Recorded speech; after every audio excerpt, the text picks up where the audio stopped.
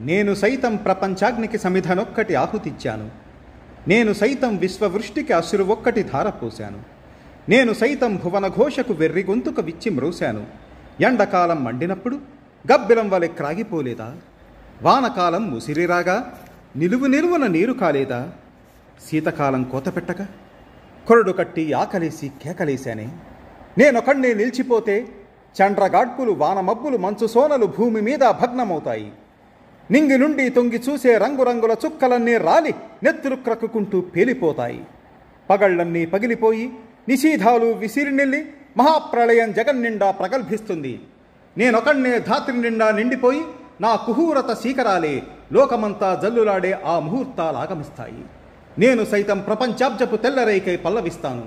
నేను సైతం విశ్వవీణకు తంత్రినై మూర్ఛనలు పోతాను.